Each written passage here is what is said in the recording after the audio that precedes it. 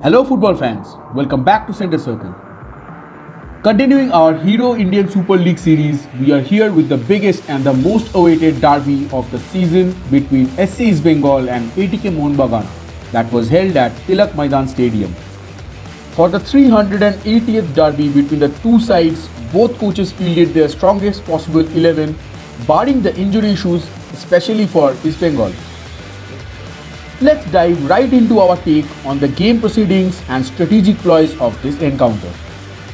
East Bengal started the game in a 3-4-3 formation, with Rafiq and Naram Singh playing either side of Firozovic in the front, Jairu and Lorenzo playing wide in the midfield, offering width in the wings, also tracking back while defending in the full-back positions. With a three-man defense and two central midfielders, the East Bengal team was set up for more ball control when in possession.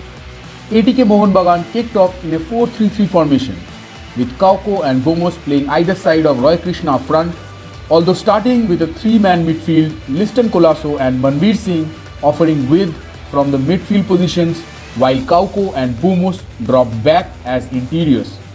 Pritam Kotal offered extra help in the wide areas, but Subhashish Bose mostly operated in ATK's own half.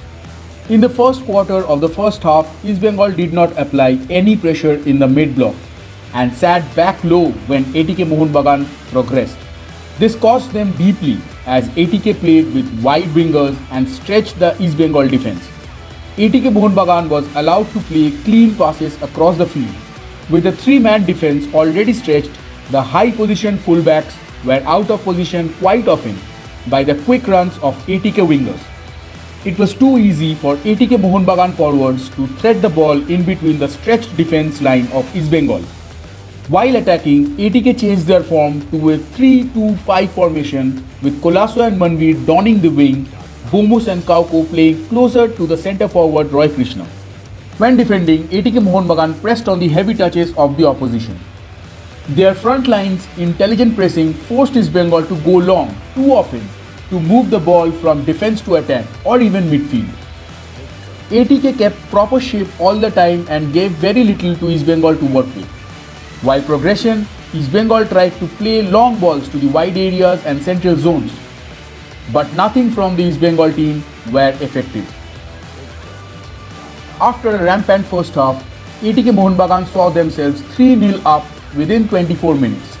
ATK were better than East Bengal in all departments of the game, be it fast wingers, accurate passers in interiors, strong central midfield or efficient defending at the back. ATK's quality was a cut above from their fierce local rivals. East Bengal looked clueless without a clear game plan and made silly mistakes throughout the game, especially in the first half. Unforced missed passes, easily giving away the ball, even playing out of touchline by themselves with minimum pressure around. A disappointing display from a club that has so much history.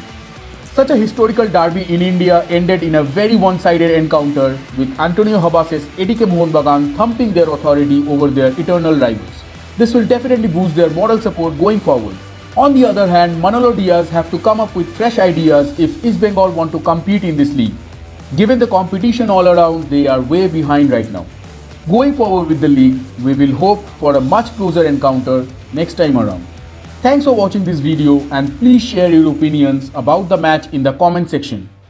Subscribe to our channel for more football content and hit the notification bell so you don't miss out on anything.